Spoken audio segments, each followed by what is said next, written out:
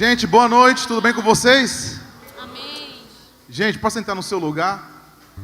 Hoje é uma quarta-feira especial demais. Só um pouquinho de retorno. Queridos, eu sei que o mundo ele está envolto em uma anomalia. Eu não preciso falar nada, mas você sabe que as coisas não andam bem no mundo, nas famílias. Na verdade, quanto mais perto a Nova Jerusalém chega da terra, mais a terra começa a ter dores de parto. Você poderia dar um amém aí, dar glória a Deus? Então, quanto mais perto do retorno de Jesus, mais dores a terra vai sentir. Mas, Joãozinho, não, só diminui um pouquinho, Joãozeira. Mas, gente, apesar de todo o sofrimento que nós estamos passando, Deus ele estabeleceu algo chamado a Igreja do Senhor Jesus.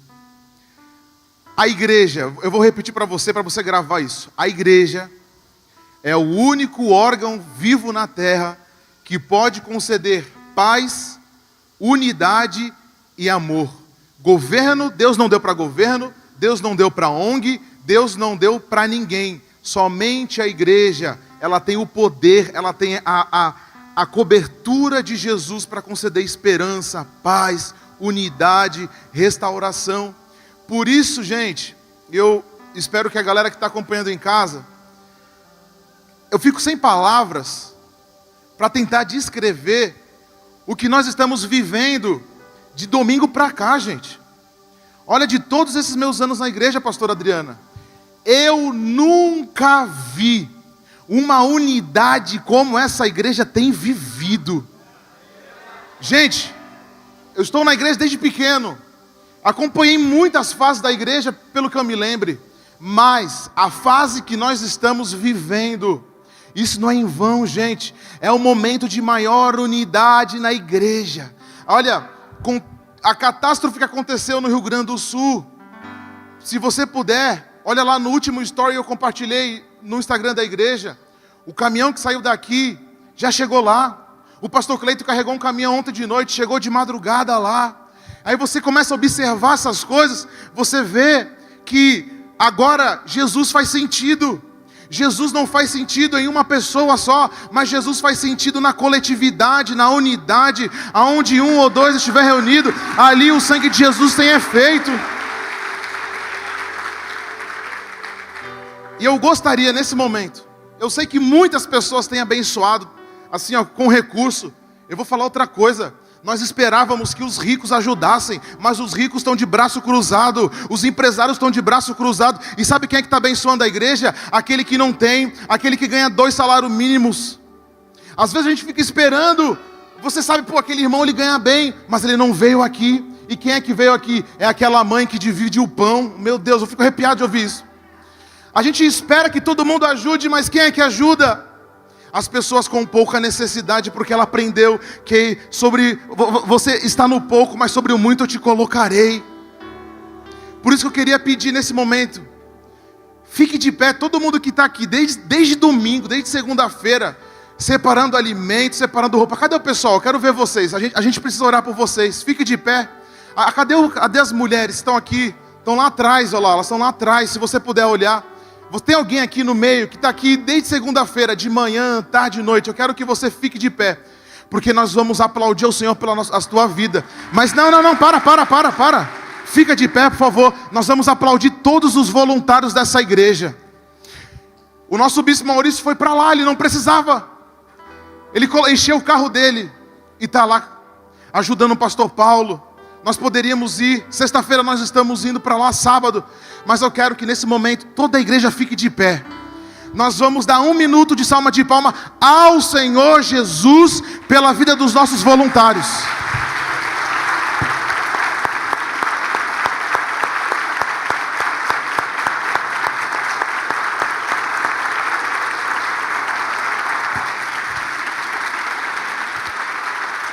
Que esse barulho chegue fora das fronteiras.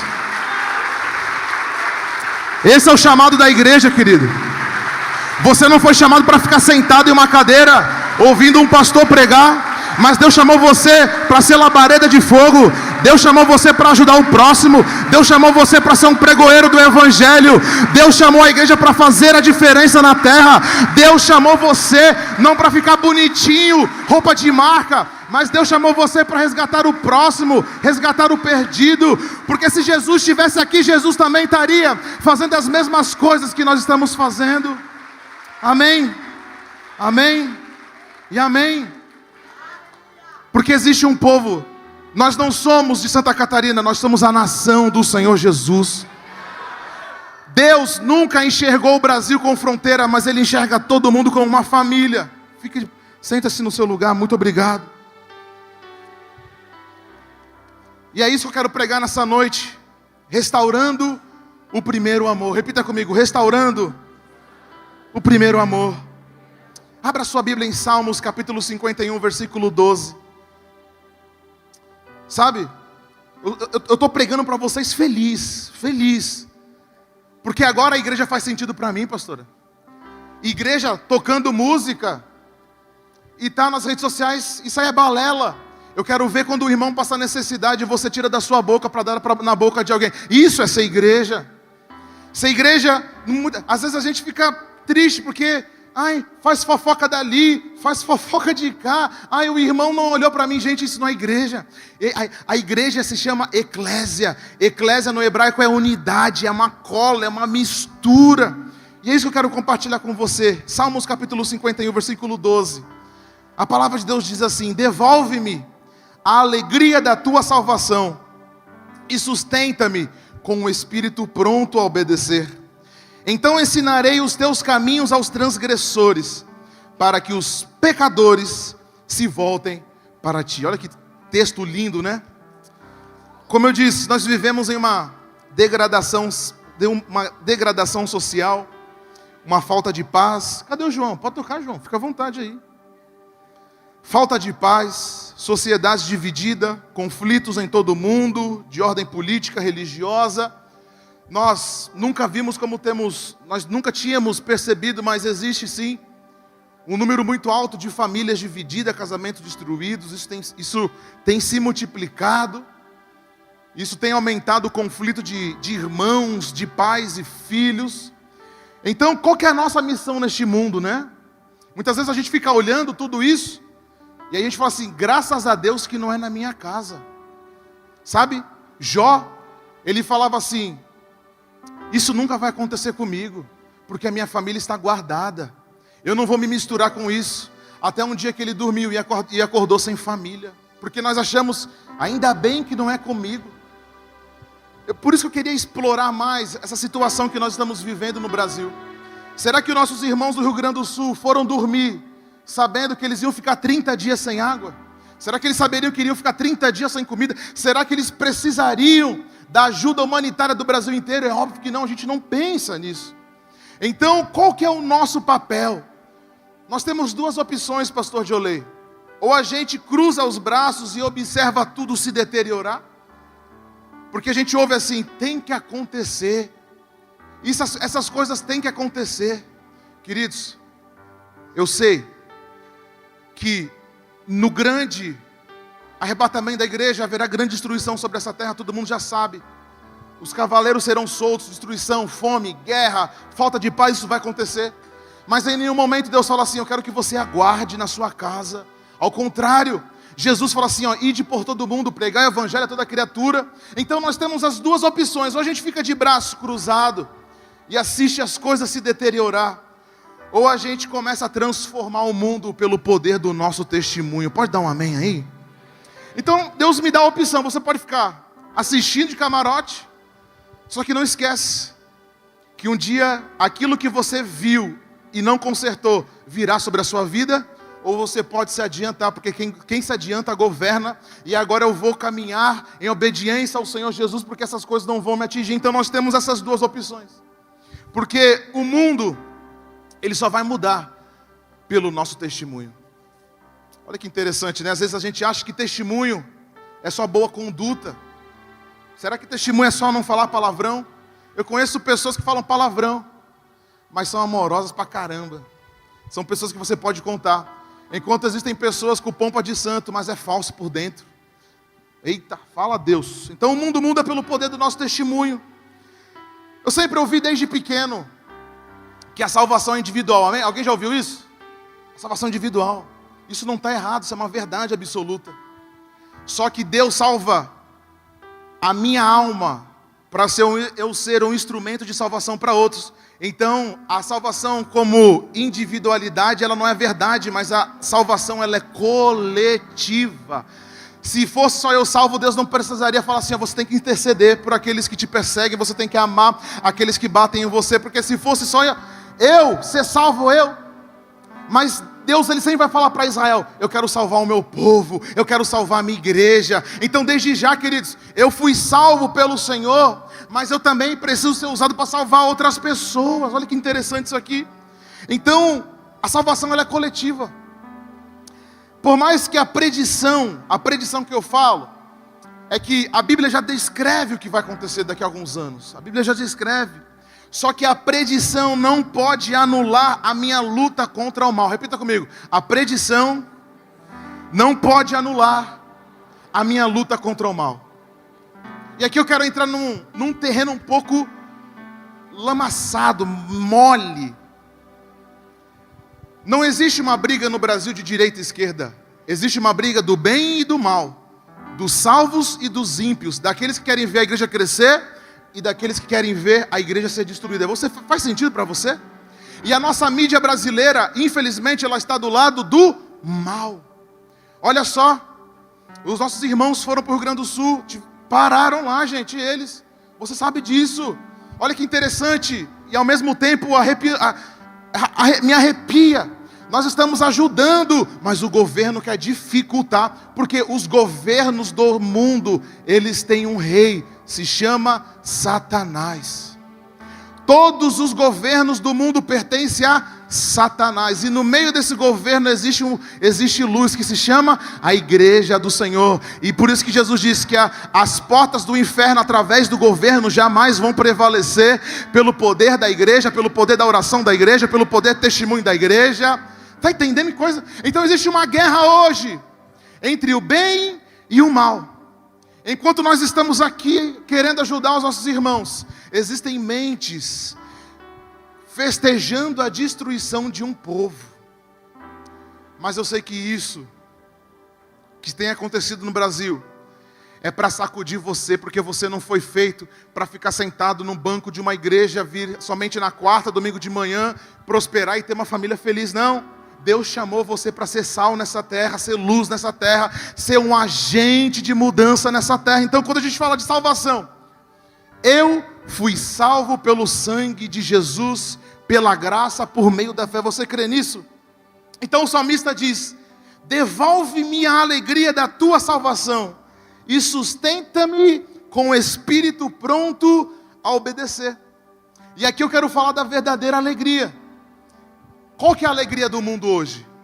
Quantidade de seguidores, a quantidade de dinheiro que você tem na conta corrente, a influência que você tem, a casa que você tem, os bens materiais que você tem.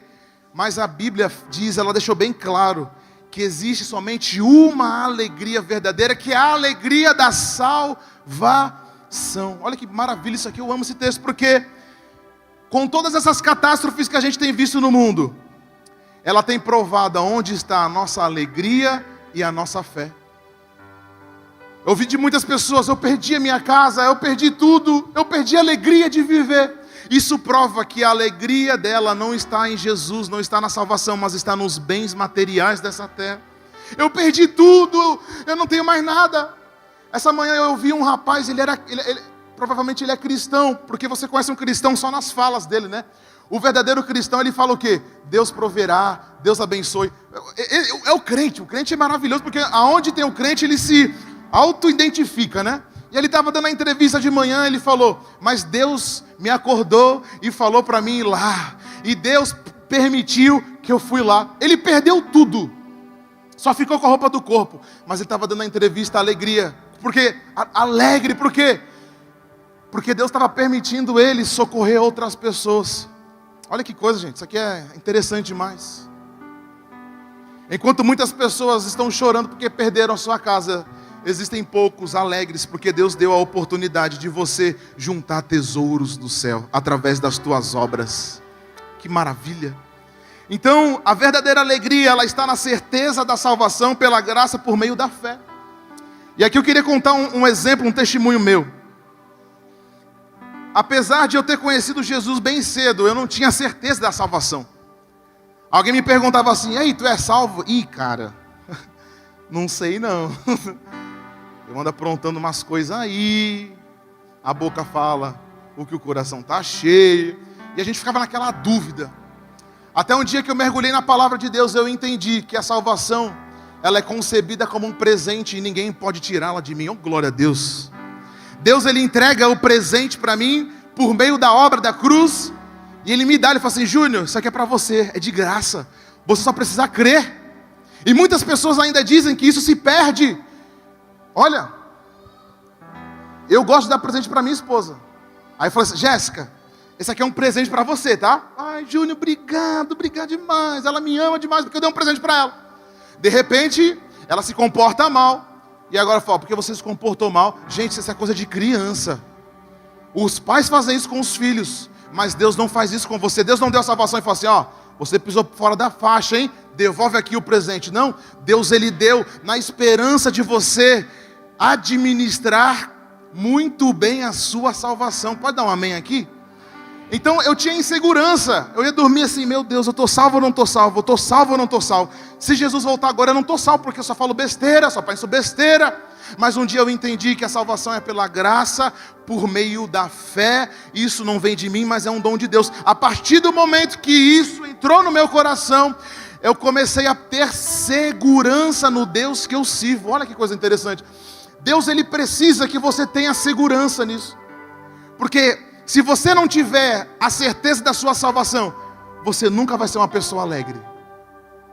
Você nunca vai ser uma pessoa feliz, mas você vai ser uma pessoa movido pela testosterona, pelos prazeres, pela aquele frio na barriga, que vem e vai, e você não tem uma constância de alegria. Por quê? A verdadeira alegria está na salvação. E ele diz assim: Senhor, sustenta-me com o espírito pronto a obedecer. Só sobrevive hoje nesse mundo aqueles que têm um espírito obediente ao Espírito Santo e repassa isso para os outros. Sabe, quando a gente fala de obediência, nós estamos falando em você ouvir e praticar aquilo que o Espírito tem falado à igreja por meio das Escrituras Sagradas. E quando nós não obedecemos, já eu não sou uma pessoa feliz. Eu quero fazer uma ligação aqui muito interessante.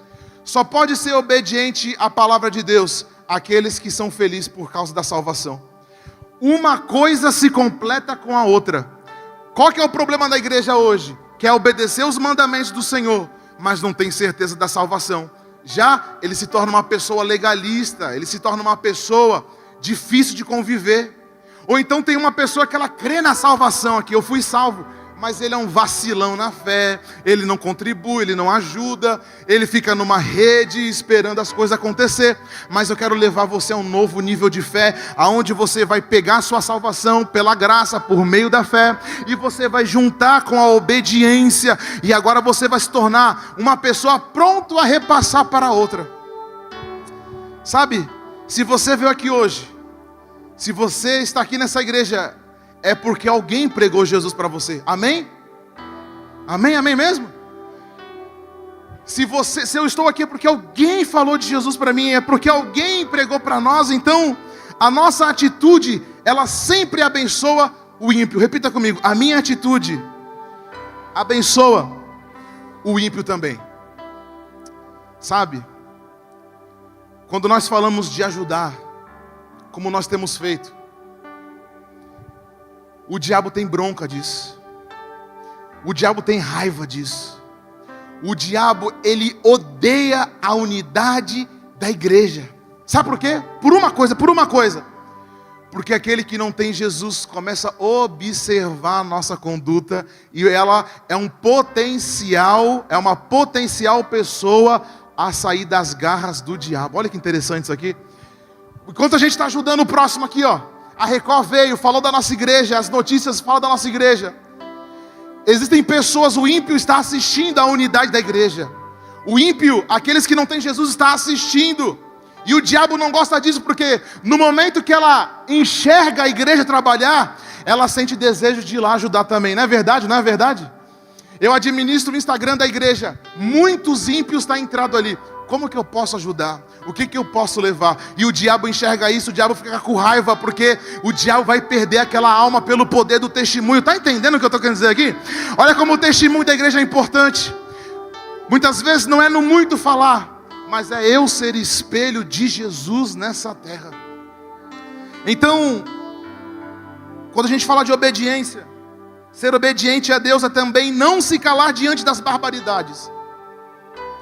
Eu amei o vídeo que o bispo fez na segunda-feira. Nós não vamos se calar diante das barbaridades que a mídia tem falado. Nós não vamos se calar das barbaridades que o governo tem feito. Nós não vamos se calar diante das barbaridades, porque quando eu tolero a barbaridade vai entrar na minha casa. Porque se eu sou alguém obediente ao Senhor Jesus, eu não tenho que tolerar aquilo que é do diabo. O que o diabo prega? A desunião, a destruição dos jovens, a destruição das crianças, e tudo isso que você tem enxergado. Então, quando eu me coloco na posição de tolerar, significa, eu mereço aquilo que eu tolero. Pesado isso aqui, né? Eu estou tolerando, eu vou merecer aquilo que eu tolero. Aí, pastora Adriana, muitas mães não entendem. Por que eu perdi o meu filho? Por que a minha família se destruiu? Porque você tolerou um pecado. Porque você tolerou, você foi tolerando. De repente, aquilo que você tanto tolerou, roubou o seu bem mais precioso. Mas repita comigo, eu não vou me calar diante das barbáries desse mundo. Olha o mundo antissemita, o povo de Deus sendo bombardeado, sendo humilhado, sendo morto. E eu vejo muitos crentes não estão nem aí para o que está acontecendo em Israel. Não está nem aí, não é comigo. Até um dia desses caras entrar na minha casa e fazer aquilo na minha família. Aí a gente leva um susto. Não é verdade? É longe, é lá. Queridos, a igreja ela é órgão vivo, ela é ambulante.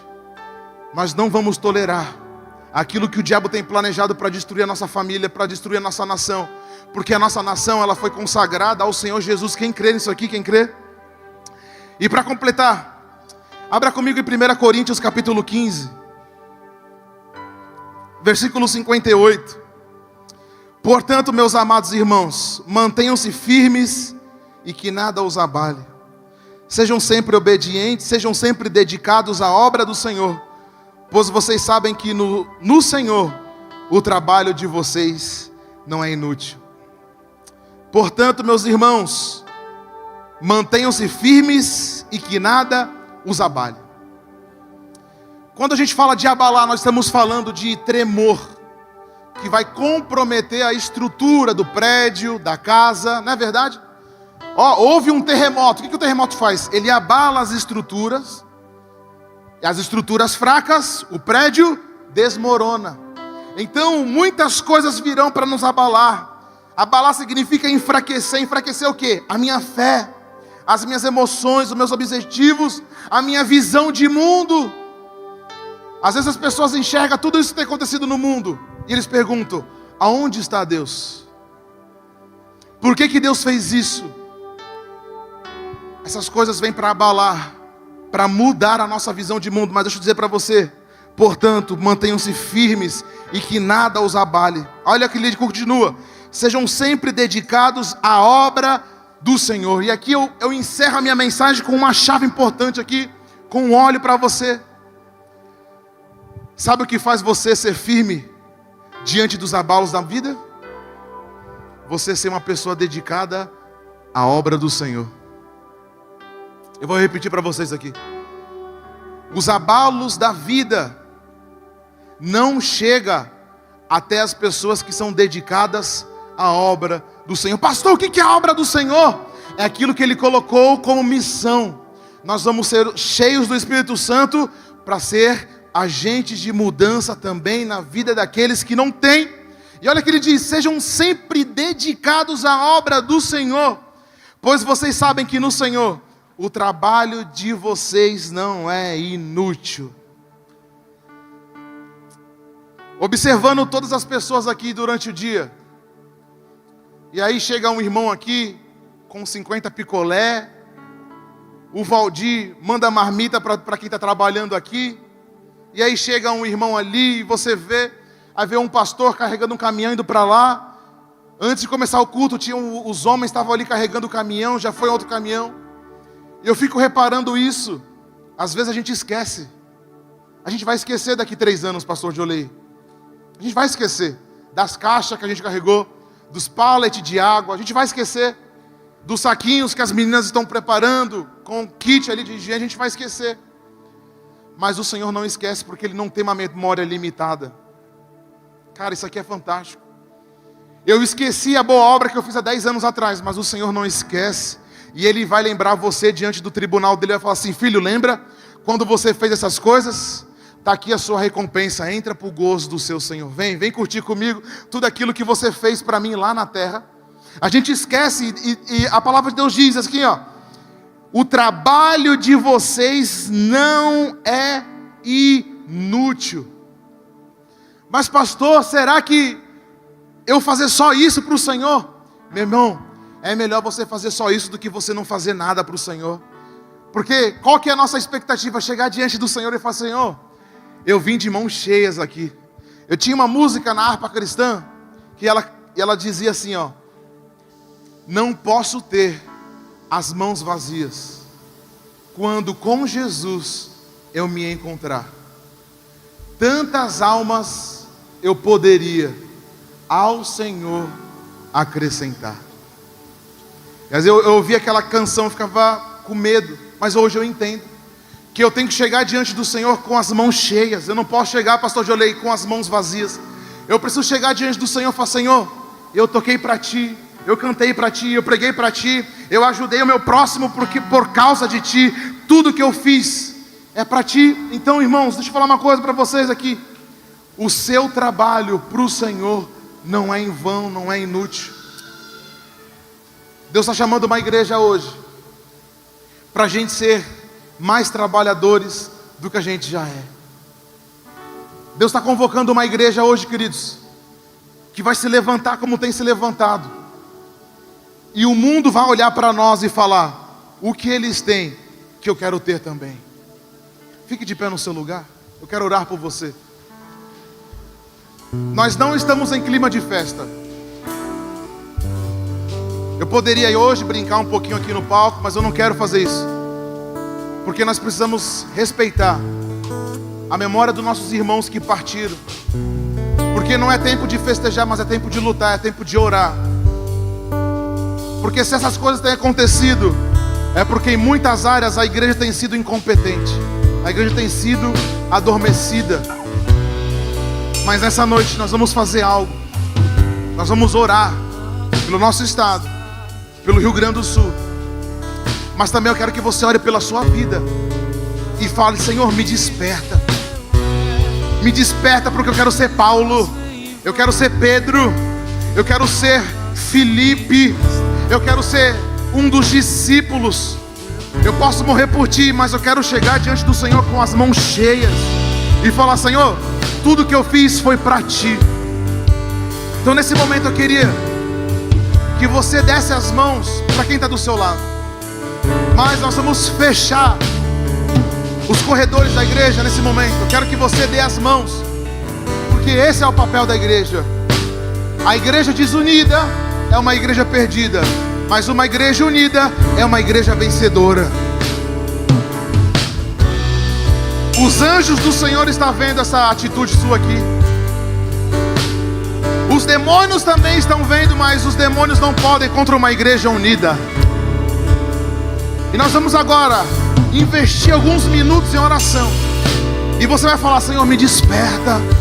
tira a preguiça do meu couro. Senhor, abre os meus olhos, muda a minha língua, muda, Senhor. Eu não quero ser um fofoqueiro, eu não quero ser alguém que só enxerga os pontos negativos da igreja, mas eu quero ser um agente de Teu na terra. Amém? Vamos orar, vamos levantar um clamor. Enquanto nós levantamos um clamor, os anjos do Senhor estão sobre esse teto dessa igreja aqui. Os anjos do Senhor. Oh, rabaderianda labachori canda labache. Enquanto nós estamos clamando, os anjos do Senhor estão lutando uma guerra que nós não podemos lutar. Mas eu quero que você levante sua voz em intercessão agora. Senhor Jesus, quebra, Pai, quebra as maldições, quebra, Senhor, as enfermidades. Senhor Jesus, estamos aqui unidos em oração. Eu sei que enquanto nós oramos, Pai, as cadeias estão sendo abertas. O Senhor está entrando com salvação. Espírito Santo, desperta aquele que dorme. Desperta aquele que dorme, Senhor. Desperta aquele que não entendeu ainda que ele tem um chamado, ele tem uma missão. Desperta, jovens, adolescentes, desperta. Desperta. Desperta, vocês vão ser mudados lá na sua escola. Jovens, desperta. Senhor, aqueles que vivem em fornicação, desperta. Aquele que vive em adultério, desperta. Aquele que vive fazendo briga, desperta, Senhor. Desperta a tua igreja, desperta. Senhor Jesus, consolida a tua igreja agora com o teu poder. Eu quero orar pela sua vida agora. Senhor Jesus, está aqui a tua igreja. Eu oro por cada um. Que as escamas dos olhos sejam agora tiradas. Eu dou uma ordem a todo espírito maligno que abra os teus olhos espirituais agora. Abra os teus olhos espirituais agora. Abra a sua mente espiritual agora. Abra os seus ouvidos espirituais agora. Você vai enxergar o mundo espiritual. Você vai ver o mundo espiritual. Você vai amar aquilo que vem do Espírito Santo. Você vai começar a ouvir o Espírito Santo. Você vai ser acordado pelo Espírito Santo. Você vai ser chacoalhado pelo Espírito Santo. Acorda, Espírito Santo, desperta, desperta, desperta. Vem, Espírito Santo. Vem, Espírito Santo. Vem, Espírito Santo. Espírito Santo, traga agora um sentimento de arrependimento agora, Senhor. Traga um sentimento de arrependimento. Nós nos arrependemos dos nossos pecados. Nós se arrependemos porque muitas vezes, Jesus, poderíamos ter feito, mas nós olhamos pelo nosso próprio umbigo. Olhamos somente para a nossa família, para a nossa casa. Mas como igreja, nós não olhamos para nós, mas nós olhamos para o teu propósito eterno. Jesus, eu não quero viver o meu propósito, isso é balela. Eu quero viver os teus propósitos, Senhor. Eu não quero viver a minha missão, eu quero viver a tua, o teu propósito eterno. Nós temos que viver o propósito eterno de Deus. Deus chamou você para ser alguém que vai ter boas obras em nome de Jesus. Que sobre a sua mão agora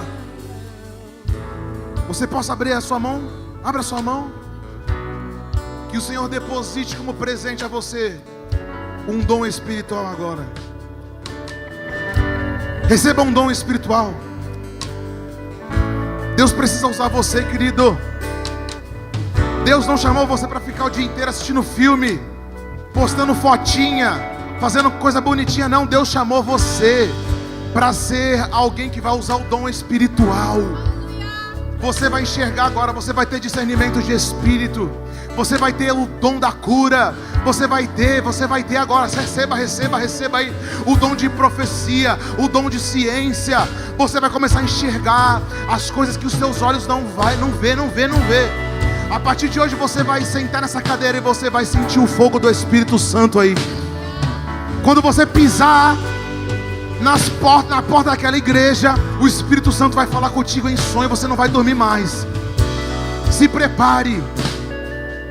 Você vai ficar doido, querendo ouvir das coisas de Deus.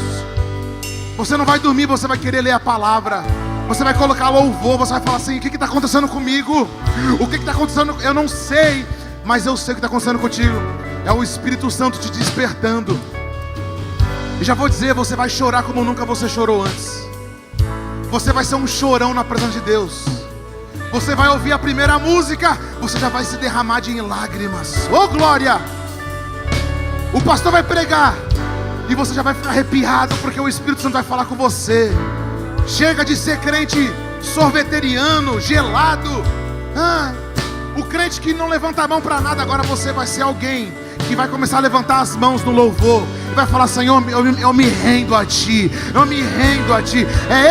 Esse é o crente que Deus espera. Ei, a Bíblia diz que Deus vai cuspir o morno. O morno é que fica em cima do muro. Tanto faz. Não, Deus quer alguém quente. Ei, você está quente? Você é quente na presença do Senhor? Dá um pulinho aí, dá um pulinho. Fala assim: eu sou quente na presença do Senhor. Ei, dá um pulinho no seu lugar. Fala assim: eu sou crente, eu sou crente. Pula, pula, pula. Fala assim: eu sou labareda do Senhor na terra. Aonde eu pisar, eu vou deixar rastro do fogo do Espírito Santo de Deus. A partir de hoje, vem aqui, pastor Jolei. Você vai cumprimentar o pastor Jolei. Na hora que você tocar na mão dele, você já vai ser cheio do Espírito Santo de Deus. O Espírito Santo vai te batizar. O Espírito Santo vai tocar no seu coração. É essa a igreja que nós queremos? Ai, nossa, que bonitinho. Não, as pessoas têm que tocar em você e saber que você tem algo diferente para dar. Essa é a igreja. Ei, deixa eu falar para você. Não adianta a gente querer ajudar o povo do Rio Grande do Sul se dentro de casa eu sou gelado. Não adianta eu querer trazer toneladas de alimento para o Rio Grande do Sul, sendo que dentro do meu coração eu sou vazio de Deus. Eu sou vazio do fogo do Espírito. Eu só ouço porcaria, eu só falo porcaria. No meu carro só tem porcaria. No meu casamento só tem porcaria. Não. Mas agora imagina você trazendo alimento e falar: Senhor, esse alimento, a pessoa que comer, ela vai chorar em arrependimento. Meu irmão, você não está entendendo. A Bíblia diz que o lenço de Paulo curava as pessoas aí. Meu irmão, quando eles comerem aquele alimento que a pastora Adriele colocou ali, eles vão chorar e vão falar assim: eu preciso de Jesus. Oh! É isso que eu creio. O Rio Grande do Sul nunca mais será o maior estado de feitiçaria, macumbaria, não. Cada alimento que eles comerem, eles vão chorar e vão falar assim: eu preciso de Jesus. Eu preciso do Deus desses crentes. Você crê comigo nisso? Então a partir de hoje, seja um inconformado. Seja um inconformado com a sua vida espiritual. Ei, você que foi batizado agora nas águas, cadê que você não ora em línguas? Cadê que você não ora em mistério? Está errado. Você tem que ser batizado com o poder do Espírito Santo. Você tem que orar em línguas. Tem um monte de crente que está na igreja há 20 anos, não fala em línguas, não dobra o joelho para orar, não sabe nem aonde que está as palavras de Jesus. Aonde que está? Eu não sei. Está errado, pastor Adriana, está errado. A gente tem que comer a palavra de Deus, a gente tem que viver a palavra de Deus. Meu irmão, Jesus vai cuspir os mornos. Jesus vai falar assim: você foi morno, apartai-vos de mim, você pratica iniquidade. Vem para mim aqui aqueles que estavam lá, que sabiam o que estavam fazendo, amém? Feche seus olhos. Espírito Santo, receba o nosso louvor. A partir de hoje, nós não seremos a maior igreja da Palhoça. Isso nós já somos. Mas nós seremos os crentes mais cheios do Espírito Santo de Deus dessa cidade. Essa cidade, ela vai ser contaminada por nós, os crentes cheios do Espírito Santo de Deus. Eu abençoo a tua vida em nome do Pai, em nome do Filho e em nome do Espírito Santo. A igreja dá um amém bem alto aí. Aplauda o Senhor no seu lugar.